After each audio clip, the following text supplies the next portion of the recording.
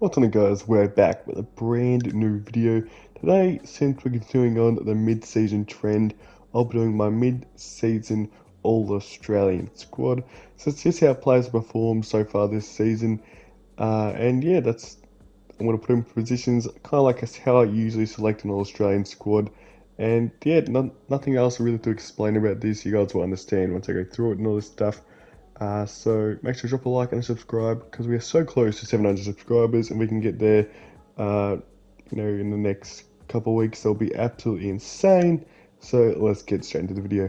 So we're starting from the back line and I've selected Jack Zabel in one pocket, Jake Lever in the other pocket, and then we have the man himself, Stephen May, I think this is his first time being an All-Australian, if I'm not wrong. The same with Jake Lever, I'm pretty sure. I think these guys are actually all first time All-Australian that I'm looking at it. Jake Lever won the best, probably is the best current intercept marker in the competition. Stephen May, probably the best lockdown defender in the competition. Still has the ability to roll off and intercept when he needs to. And he's a major part of the best backline in the AFL. These two that are pretty much the two keys to how their backline work. If they were missing one of them, Melbourne probably would not be first on the ladder right now. And then we look at Jack Zabel. Yeah, they are 18th in the competition. They've only got one win to their game, but he is elite in pretty much every stat for a defender.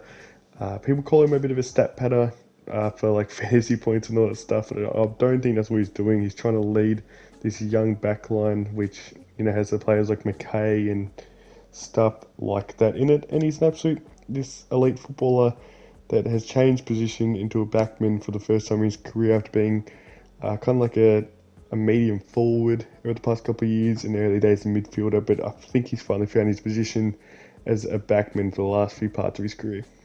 Next up we have the halfbacks, and I've chosen Jacob Wiedering to be our centre halfback. He's had a really great season, rarely gets goals scored on him.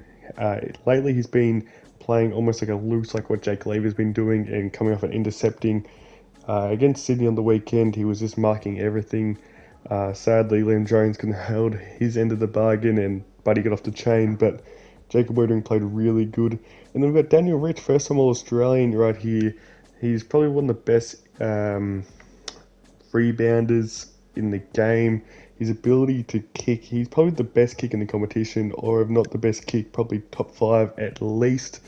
His ability to rack up meters gained, rebound 50.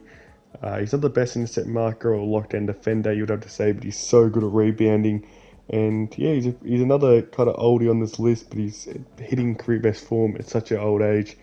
And then you've got Jake Lloyd being robbed of All-Australian spots over the past couple of years.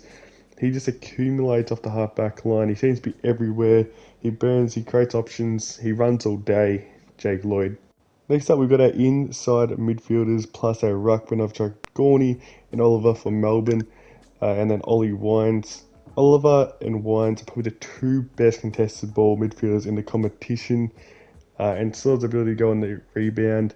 Ollie Wines having the best career year of his whole career. A couple of years ago, we thought he was on the verge of probably getting traded away or delisted. No, I wouldn't say delisted, but he got robbed or he got taken away of captaincy from Port Adelaide, and people thought his career was almost over as, the talent we all thought he could be, but he got taken away captaincy. Now he's just an absolute gun inside midfielder and will be up there for the Brownlow this year. And so too with Clayton Oliver, absolute inside midfielder beast.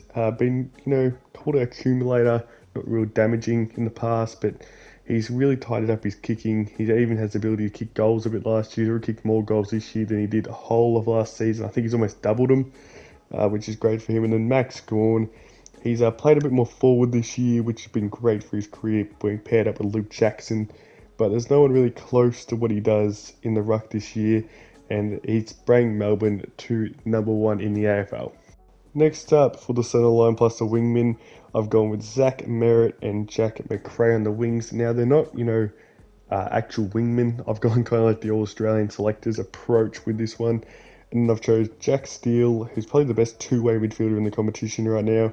He's in an underperforming St Kilda side. He's definitely St Kilda's best player by far. Shows up every week, does the job done, hits the scoreboard, and it's just an inside beast. And then we've got, Merritt, who's such a great kicker of the footy, creates options, runs all day, he's an inside midfielder, but he plays a bit more on the outside. And I have to say the same about Zach McRae. They seem to get on the end of a few handballs from like, Darcy Parish, if you're talking about, and Andrew McGrath, if you're talking about Zach Merritt's type of things. And then you got Jack McRae getting fed the ball by the inside mids like, Tom Liberatore and the Bont at sometimes, and he's always on the outside. So yeah, that's what my midfield centre line. Now moving over to the forward line, I've chose Chris Petrarca and Marcus Bonapelli as forward mids.